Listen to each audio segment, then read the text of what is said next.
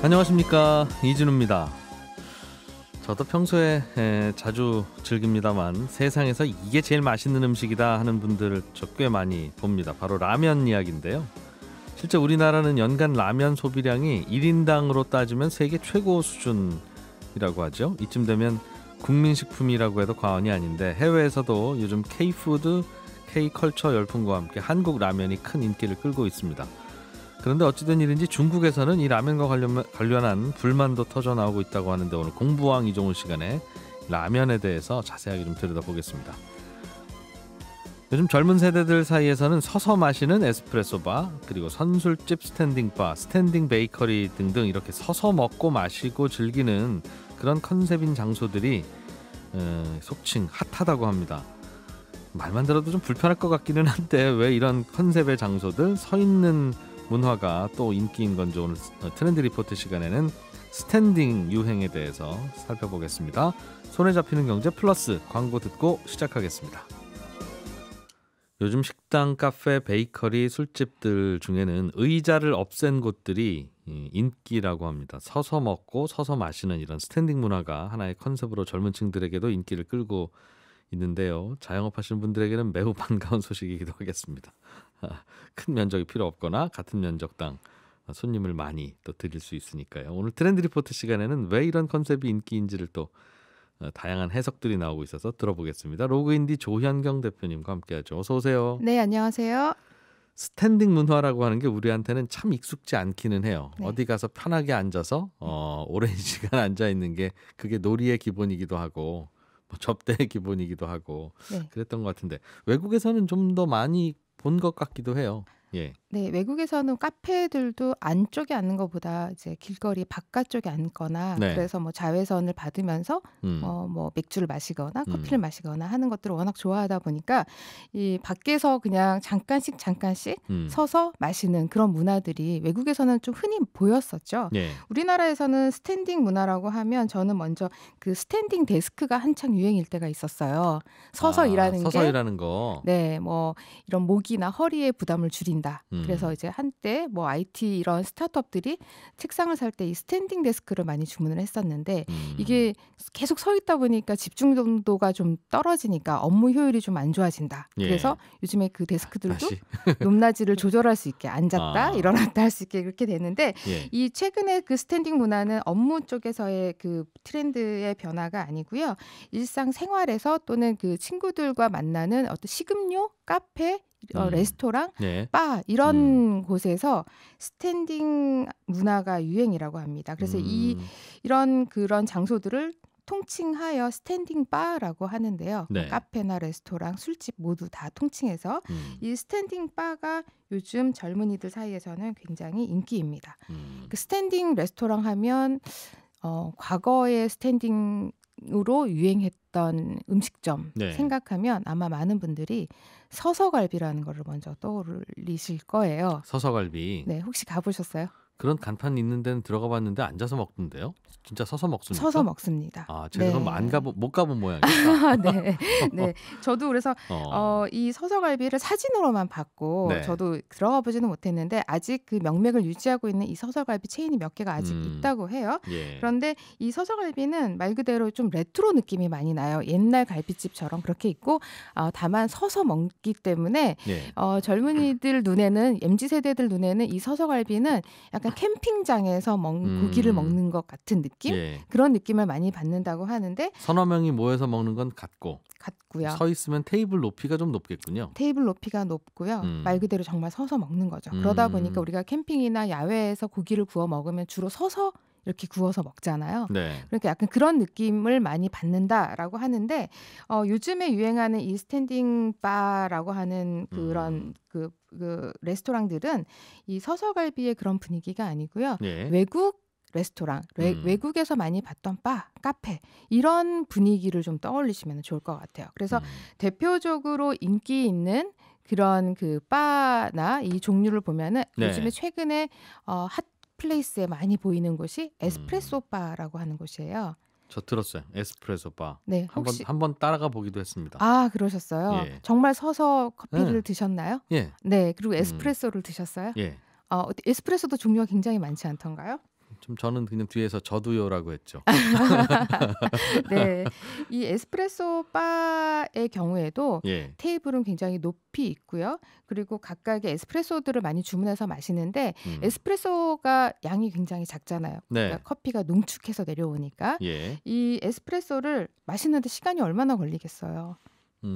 그렇죠. 원래 저 에스프레소의 본고장에서도 네. 그러는 거래요. 그러니까 특히 이제 힘든 노동하시는 분들이 네. 잠깐 쉬는 시간에 우리는 담배 피잖아요. 네. 아마 그분들은 그 근처에 그냥 그렇게 파는 곳에 가서 독한 에스프레소 한 잔 짧게 한 모금 마시고 네. 한 모금이면 되니까 네. 또 다시 또 일하러 가시고 뭐 그랬다는 얘기를 얼핏 들었는데. 그렇죠. 아침에 출근길에 예.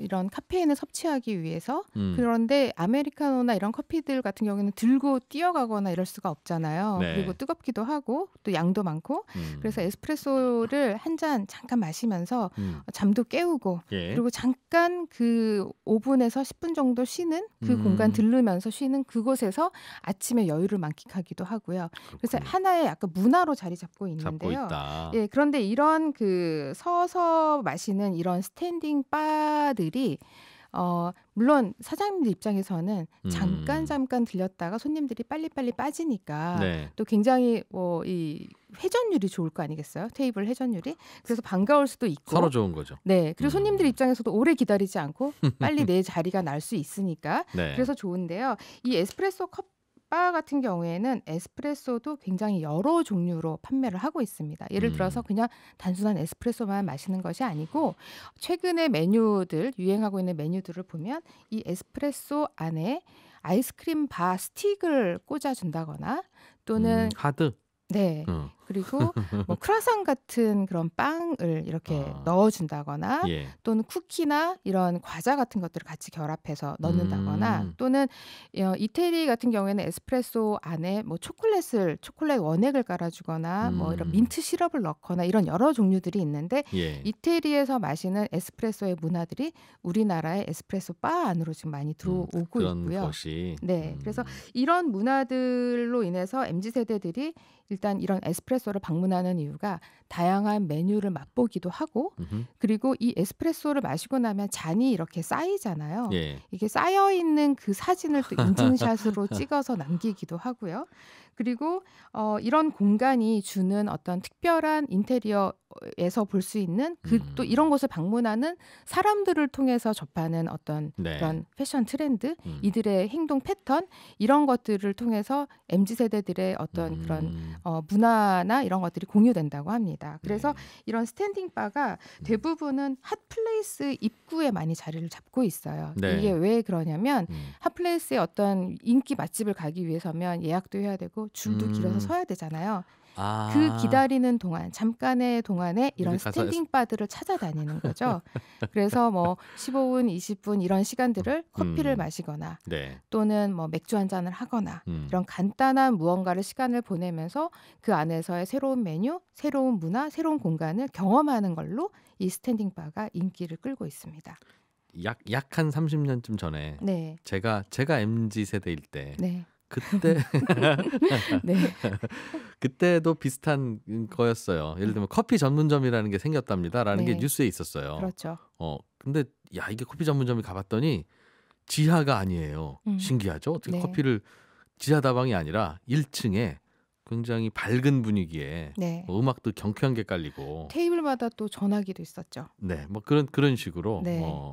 정말 커피만 먹습니까? 근데 커피만 먹는 것도 아니고 그게 아무튼 그 크림을 안 넣는 네. 커피라고 뭐 그렇게 하기도 하고 네. 원두 커피랍니다. 뭐 이런 이야기를 했던 그렇죠. 원두커피 전문점이 생기면서 그 전에는 또 호출기를 삐삐라고 하는 호출기를 들고 다니는 사람들 때문에 예. 테이블에서 바로바로 전화를 할 수 있게 하는 그런 문화들도 있었고요. 그러니까 이런 바나 이 카페 문화들이 이 젊은 세대들의 어떤 트렌드나 이 유행을 많이 따라가는 것 같고요. 그들의 예. 문화를 많이 반영하고 있는 것 같습니다. 청취자분들도 이 얘기 들으시니까 재밌는 모양이에요. 이미영 씨께서 일본 따라가기 같습니다. 선술집이 일본에 많은데 선술집이 그 서서 먹는다는 의미의 선술집이잖아요. 네, 맞습니다. 그것도 이렇고. 네.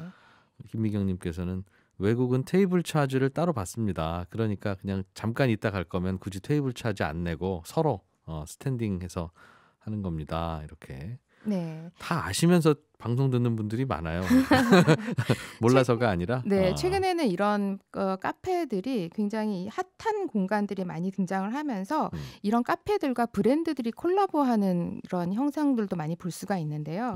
예전에는 카페면 그냥 카페 안에서의 새로운 메뉴를 출시한다거나 하는 걸로 끝나지만 네. 요즘에는 카페와 뭐 패션 브랜드가 결합을 한다거나 그래서 오히려 패션 브랜드들이 신제품을 런칭하거나 할 때 어떤 뭐 호텔이나 이런 곳에서 런칭을 하는 것이 아니라 네. 이런 핫플레이스, 핫한 공간에서 이런 카페나 레스토랑이나 이런 것들과 콜라보를 협업하는 경우를 많이 볼 수가 있어요. 그럼 거기서 신제품 발표회를 해요? 네. 그러니까 샵인 샵 개념 또는 카페 안에 또 다른 샵이 있는 것처럼 하기야 뭐 해서 옷걸이 몇 개 갖다 놓는 건 일도 아니니까. 그렇죠. 이 카페를 주로 방문하는 MZ세대들이 뭔가 핫하거나 트렌디한 유행을 쫓아가는 그런 사람들일 가능성이 높으니 있으니까. 그 안에서 그들을 타겟팅한 브랜드들을 런칭을 하고 선보이고 그렇게도. 하는 행사들을 같이 하는 거죠. 네.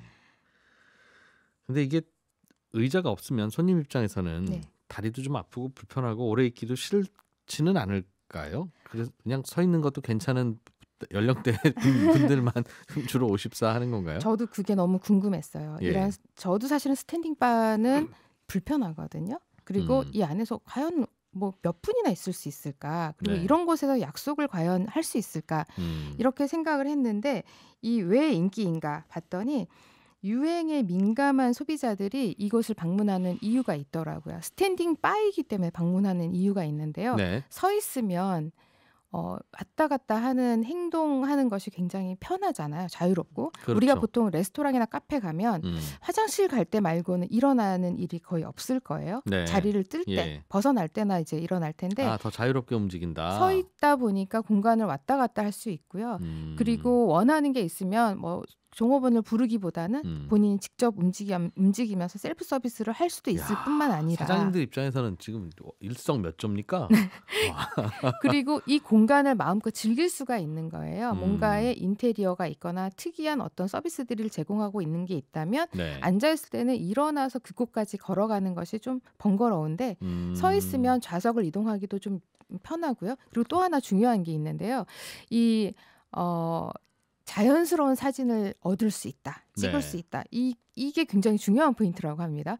앉아서 사진을 찍었을 때는 네. 상반신만 크게 보통 사진을 찍거나 하게 되는데 예. 서 있게 되는 모습을 또 상대방의 서 있는 네. 모습이나 이런 걸 찍었을 때 굉장히 자연스럽고 있어 보이는 그런 사진을 찍을 수 있다. 요즘 세대들은 인증샷이 굉장히 중요하기 때문에 모든 가게가 사진관이에요, 정말. 맞아요. 네, 그래서 인테리어나 배경이나 이런 것들도 굉장히 중요하게 생각하는 음식 맛은 부분이 없어도 괜찮은데 집에 가서 맛있는 거 먹으면 되니까.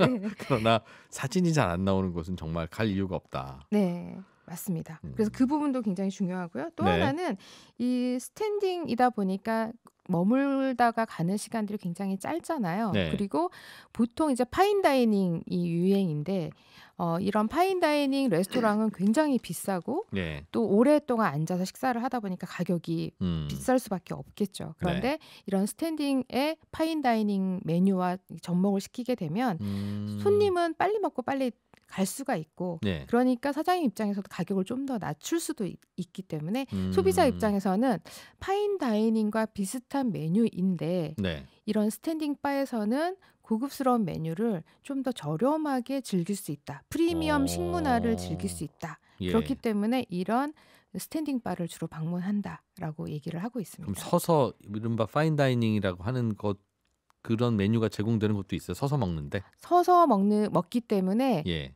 제품의 퀄리티에 대해서 오히려 조금 더 많이 투자를 하는 것 그럴 수 같아요. 있죠. 가격은 좀 더 낮추고요. 결국은 뭐 식재료, 원재료 값이 차지하는 비중은 크지 않다니까. 네, 어떻게 그리고 예. 이런 곳들이 핫플레이스고 새롭게 등장하는 그런 레스토랑이다 보니까 메뉴들도 기존에 있는 메뉴를 그대로 선보이기보다는 뭔가의 창작된 메뉴, 새로운 메뉴, 예. 그리고 어딘가에서 맛봤던 그 좀 비싸지만 고급스러운 메뉴 그런 것들을 응용해서 많이 구성을 해놓고 있거든요. 네. 그래서 에스프레소 바 같은 경우에도 에스프레소 바를 찾는 이유가 고급 커피를 원액으로 즐길 수 있기 때문이라고 응답하는 그 MZ세대 세대들이 굉장히 그러니까 많아요. 평범한 커피는 아닌 듯하더군요. 네, 커피 맛을 음. 보기 위해서 새로운 커피 맛을 보기 위해서 방문한다라고 하는 소비자들도 꽤 실제로도 많이 많이 있습니다. 그렇더군요. 네.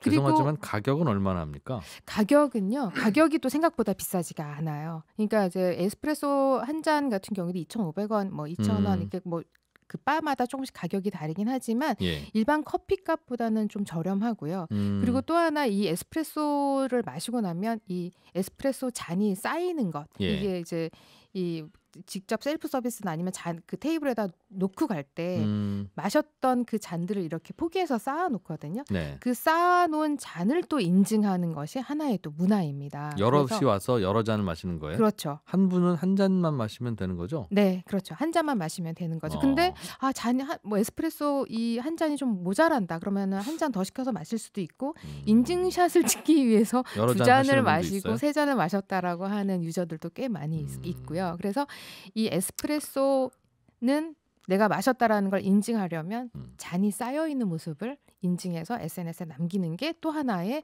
트렌드이고 유행입니다. 젊음의 문화네요. 네, 맞습니다. 에스프레소 세 잔을 마셔도 밤에 잠은 잘 온다. 네. 는 분들이 네. 할 수 있는 그렇군요. 의자가 없어서 인기인 곳들이 꽤 있다면 다른 업종들도 응용을 해볼까 하는 뭐 생각도 하실 텐데 네. 뭐 어떤 게 좀 되겠습니까? 저는 뭐 떡볶이나 이런 분식점 같은 경우 있잖아요. 예. 이 떡볶이 분식점들도 이제 이 스탠딩 바의 형식으로 좀 서서 공간을 바꿔보면 어떨까? 왜냐면 음. 분식점도 빨리 먹고 빨리 가잖아요. 그렇죠. 그리고 예. 굳이 오랫동안 앉아서 얘기하거나 할 필요도 없을 테고, 그리고 뭔가 똑같은 떡볶이를 팔지만 트렌디하고 요즘 젊은이들이 많이 좋아할 것 같은 떡볶이집이다라는 네. 걸로 인식을 주고 싶다면 이런 스탠딩 바 문화 유행에 열광하는 소비자들의 입맛에 맞는 네. 그런 공간으로 꾸며보는 것은 어떨까 하는 생각이 듭니다. 인테리어를 더 잘해야 되죠. 인테리어를 꼭 비싸고 있어 그렇지는 보이게 않아요. 하는 것보다는 예. 오히려 의자 없이 인테리어를 하다 보니까 테이블 사람 크기 키 기준에 맞는 테이블만 높은 테이블만 있으면 되잖아요. 험불하게 해도 네. 예. 그래서 오히려 안 꾸민 듯 네. 꾸민 것이 요즘 또 MZ 세대들이 좋아하는 포인트이기 때문에 그런 점을 본다면 너무 화려하게 인테리어를 하지 않아도 좋을 것 같아요. 그렇군요. 서 있는 식당 많아지면 좋기는 하겠어요. 뭐 공간이 크게 아껴질 것 같지는 않고 또 이것저것 또 인테리어도 좀 해야 신경 쓰고 또 조명도 신경 쓰고 해야 되니까. 네. 뭐 아이스크림 가게나 이제 더워지니까 팥빙수도 많이 이제 팥빙수 집도 인기일 텐데 팥빙수 집 또는 요즘에 또 젊은이들이 한국 소주에 또 관심이 많기 때문에 뭐 소주바 이런 곳들도 많이 생겨나고 있거든요. 그런데 요즘 젊은 친구들은 이 술을 오랫동안 한 자리에서 오랫동안 먹는 것을 별로 좋아하지 않아요. 옮겨 다니면서 맛있는 술 또 유행하는 그런 트렌드, 유행 문화, 공간 이런 것들을 경험하고 싶어 하기 때문에 그런 부분에도 반영을 하면 좋을 것 같습니다. 재밌겠네요. 네. 오랜만에 음악을 좀 하나 들어보겠습니다. 우리가 스탠드 바이 미 베니킹이 부릅니다.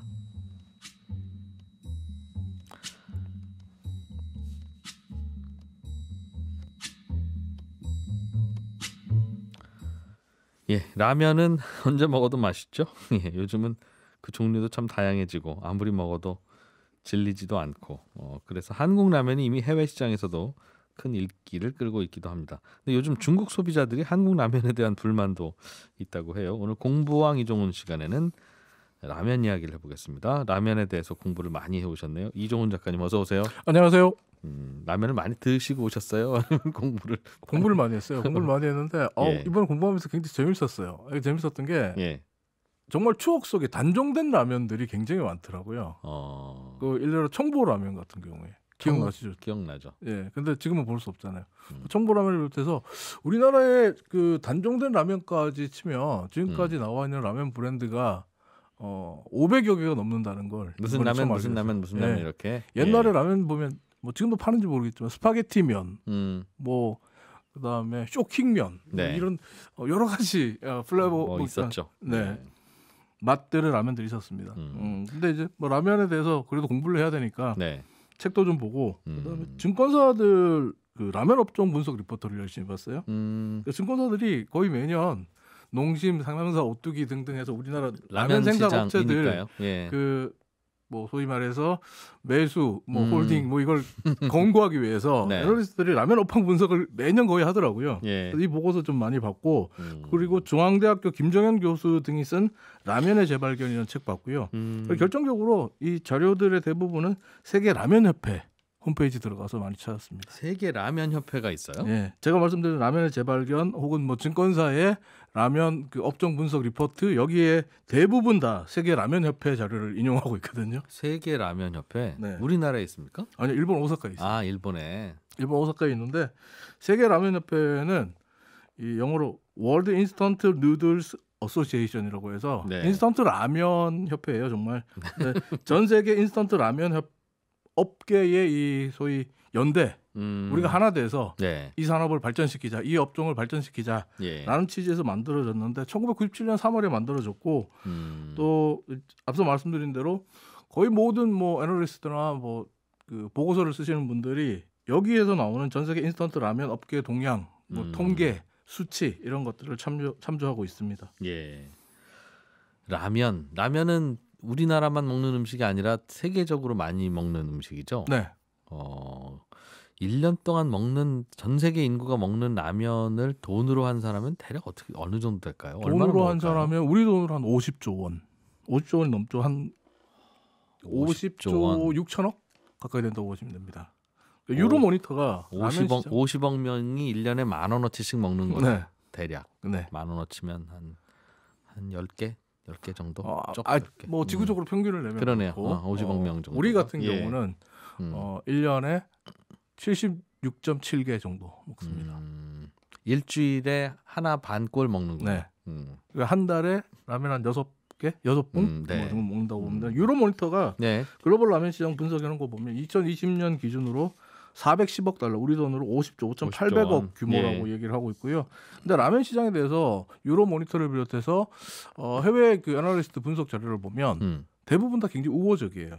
향후 5년 동안 연평균 5% 이상의 성장이 예상되는 성장 비전과 성장 가능성이 큰 산업 이렇게 얘기를 하고 이렇게 얘기하는데 가장 결정적인 이유는 라면을 많이 먹는 또 라면 소비가 지금 증가하고 있는 나라가 인구수가 압도적으로 많은 중국과 인도가 포함되어 있거든요. 그러니까 중국과 인도에서 라면 시장이 계속 성장하고 있기 때문에 전 세계 글로벌 라면 시장도 성장할 거다 이렇게 보고 있고 또 하나가 우리 같은 경우도 지금 보면 라면 시장에서 이제 프리미엄 라면들 많이 나오잖아요. 네. 비싸잖아요. 비싼 라면들 많이 나오는데 건면 뭐 등등해서 비싼 라면들 많이 나오는데 예전에 이제 라면은 못 사는 사람들이 배고플 때 밥 대신 어쩔 수 없이 먹는 우리나라에서는 그렇게 시작했죠. 전 세계적으로 그렇게 시작합니다.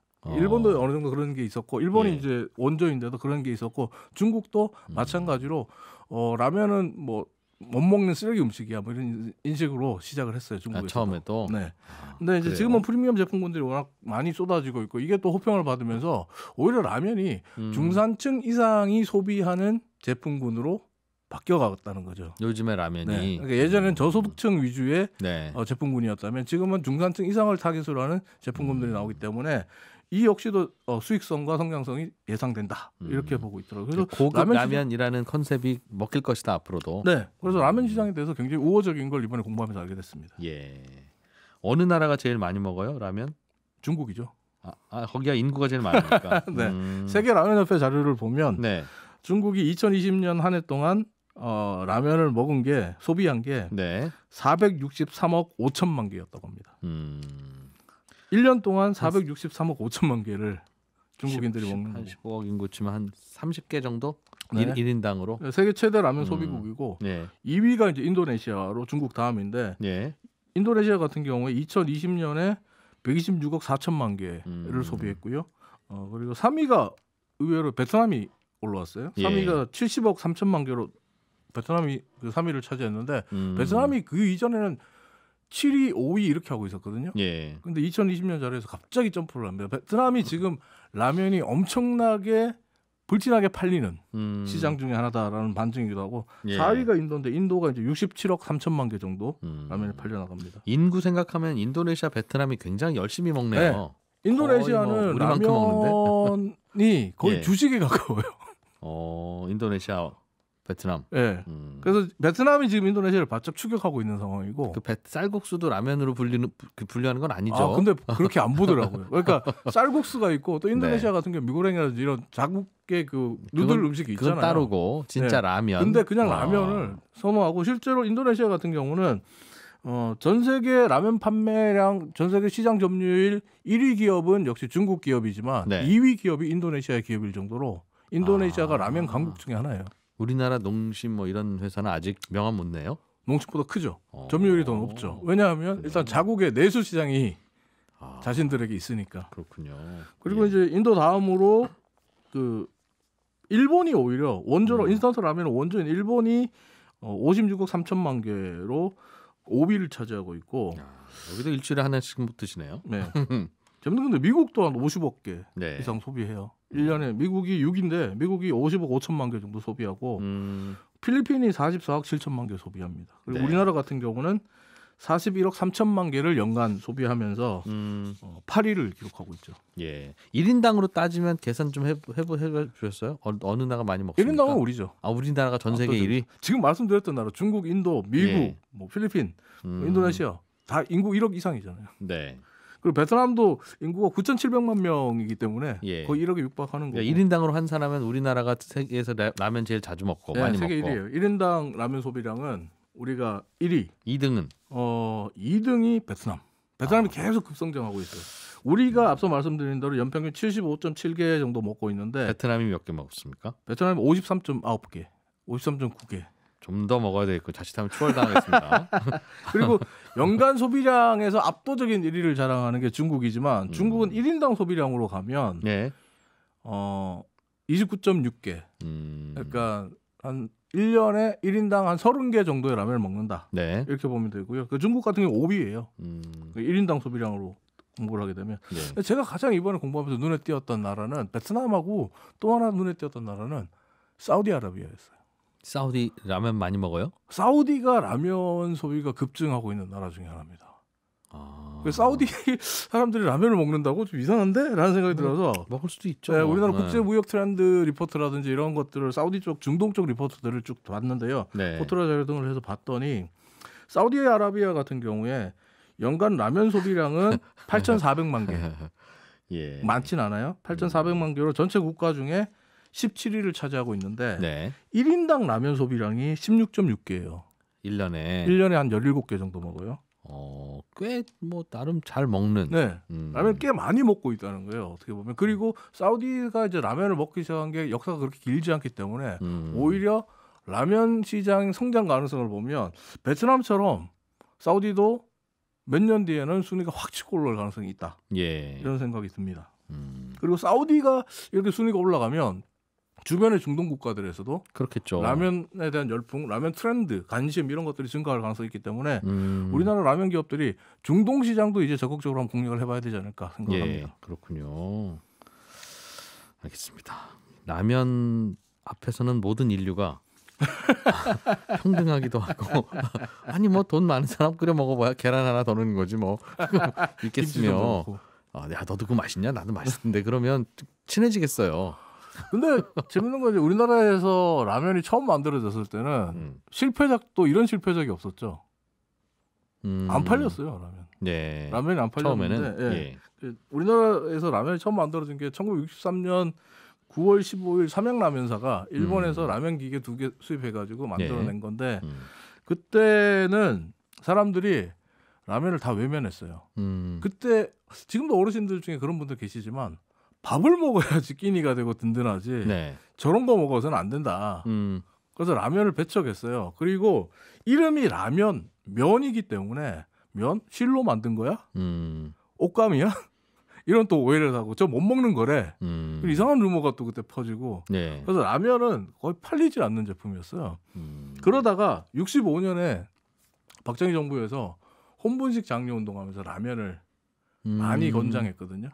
그래서 조금 팔리기 시작했고 이후에 이제 뭐 확인되진 않았지만 라면계의 야사처럼 내려오는데 비사처럼 내려오는데 박정희 전 대통령이 삼양사 회장이었던 그 전중윤 회장에게 하루는 전화를 걸어서 라면이 싱거워 좀 칼칼하게 만들어봐.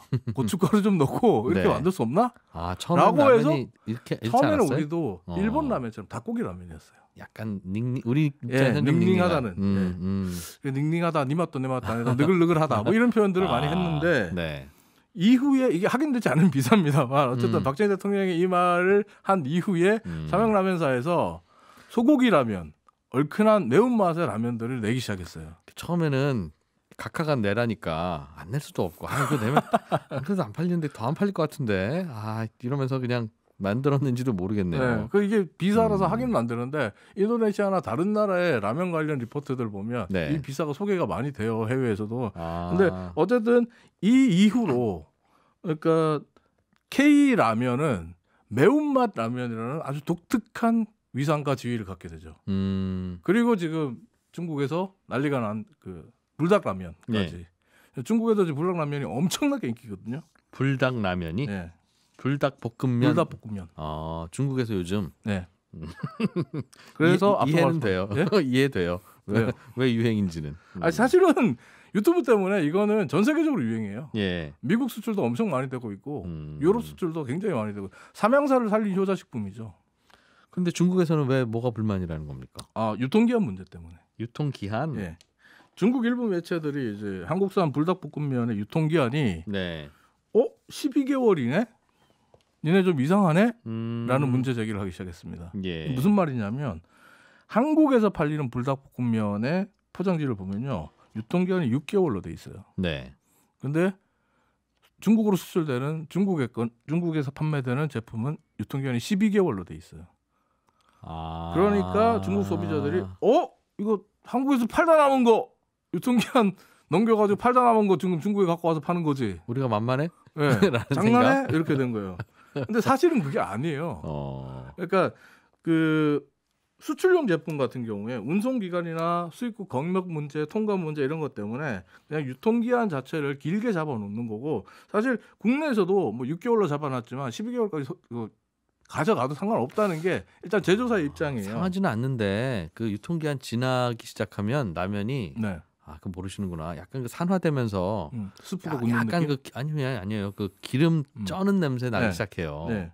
그래서 그 유통기한의 문제가 아니라 맛이 이상해서 못 먹을 텐데. 그렇죠. 예민하신 분들은. 근데 이제 그게 예전에 미국에서 네. 그런 적이 있었어요. 2000년 중반에 미국에서 그 똑같은 일이 있었거든요. 미국에서 어떤 일이 있었냐면 한국에서 판매되는 그때 유통기한 한국에서는 5개월이었는데 네. 미국에서는 최소 8개월, 길면 12개월이었어요. 그러니까 똑같은 제품을 수출할 때는 그냥 두 줄 찍 긋고 다시 유통기한을 그냥 써서 보내는 거예요? 네, 그래서 이제 이것 때문에 미국에서 상당히 난리가 났었거든요. 문제를 굉장히 많이 제기했고 그리고 내가 먹었던 라면 향이 이상했던 게 이 이유 때문이구나. 뭐 그 스프가 딱딱했던 이유가 그거구나. 뭐 그러면서 여러 가지 문제 제기가 됐고 그 2005년 국정감사 때 이 문제가 국회에서 논의되기도 할 정도로 심각한 문제였어요. 예. 근데 이제 삼양식품이나 농심사나 우리 그 기업들 같은 경우는 아니다. 12개월까지 해도 큰 문제가 없다라는 입장을 보이고 있어요. 근데 이제 문제는 중국에서 불매운동까지 하겠다라는 소비자들의 지금 반응들이 나오고 항의가 나오고 있거든요. 근데 똑같은 제품을 유통기한만 달리하면 그분들이 오해도 충분히 그럴 수 있을 것 같고. 중국 쪽에서 오해할 수 있는 부분이 있어요. 그래서 삼양식품 관계자들 같은 경우 지금 중국 대사도 만나고 중국 쪽에 지금 해명을 하는 입장을 보이고 있는데 문제는 오해의 소지를 줬다는 건 좀 아쉬운 실책 중에 하나죠. 그리고 다른 조치를 하는 건 없어요? 지금 다른 조치는 지금 하지 않고 괜찮다라고만 지금 얘기를 하고 있는데 아니 그 수출용 라면과 내수용 라면은 수출할 거 없으면 내수 거 빼서 보내든가 아니면 그렇게 하기도 한다는 거예요? 아니 그게 아니라 원래 그 수출 제품이랑 그 뭐 12개월까지는 괜찮다.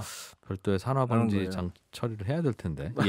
예. 어쨌든 근데 이제 식품업계 관계자들 같은 경우에서 제가 이제 자료를 보니까 식품업계 관계자는 이게 지금 중국에서 이런 문제 제기를 하고 그 불매운동까지 하겠다라고 하는 거는 일종의 괘씸죄를 지금 적용하고 있다. 이렇게 보더라고요. 괘씸죄라고 보는 이유 중에 하나가 뭐냐면 제가 아까 그 2005년에 미국에 2000년대 중반에 미국 사례 얘기를 드렸잖아요. 특히 2005년 미국 LA 쪽에서 이게 많이 터졌거든요. 한인들이 많았던 LA 쪽에서 많이 터졌는데 그때 농심이 어떤 해결책을 냈냐면 LA에 현지 공장을 만들었어요. 현지 공장을 만드는 수출 통관이나 이런 시간이 필요 없기 때문에 그냥 6개월 써도 되고 5개월 쓸 수 있는 거예요. 네. 그래서 문제 없다라고 해서 현지 공장에 만들어서 현지 공장에 그 생산된 제품들을 많이 썼거든요. 중국 같은 경우도 이걸 원하는 거죠. 어떻게 보면 중국의 현지 공장 지어 삼양식품이 불닭볶음면을 중국에서 만들어서 팔란 말이야. 네. 우리가 그렇게 많이 팔아주는데 니네가 우리한테 뭐 고용 창출을 해줘, 뭘 해줘? 아무런 기여를 안 해주잖아. 네. 이제 기여 좀 해! 라고 하는 무언의 압박을 좀 주고 있다. 이렇게 해석할 수도 있는 부분이에요. 안 팔면 누가 손해일까는 잘 모르겠습니다. 맛있는 거니까 신선한 거 보내줘야죠. 인기라서 잘 팔리면 굳이 유통기한 끝까지도 안 갈 텐데. 근데 중국 같은 경우는 지금 뭐 이런 말을 하지만 중국에 지금 그래서 가장 많이 팔리는 라면, 전 세계에서 가장 많이 팔리는 라면이 중국의 캉스푸라는 라면 회사가 만드는 캉스푸 라면이거든요. 캉스푸 라면이 지금 쓰레기 김치, 뭐 쓰레기 그 치파오, 뭐 여러 가지 쓰레기 그 음식 만드는 그 지금 문제 때문에 예전에 왜 중국 절임 음식에 그 알몸으로 사람이 들어가가지고 막 밟고 뭐 하는 장면이 있었잖아요. 근데 그 제품을 납품받는다는 사실이 최근에 알려지면서 캉스푸의 지금 판매가 급감하고 있거든요. 중국에서 지금 라면 1위 업체가 뭔가 스캔들이 있었군요. 급감하고 있는데 이런 부분에서 불닭볶음면의 인기가 확 치고 올라가는 게 중국 입장에서 좋게 보이지는 않겠죠. 예, 공부왕 이종훈 작가였습니다. 고맙습니다. 감사합니다. 네, 손에 잡힌 경제 플러스 여기서 마무리하겠습니다. 오늘 문자 많이 보내주시네요. 오늘 점심 메뉴는 라면입니다. 예, 라면 업계 관계자분께서도 문자 보내주셨는데 수출용 라면은 별도의 처리를 합니다. 이렇게 문자 보내주셨네요. 예. 자, 지금까지 이진우였습니다. 저는 내일 아침 8시 30분에 손에 잡히는 경제로 인사드리겠습니다. 고맙습니다.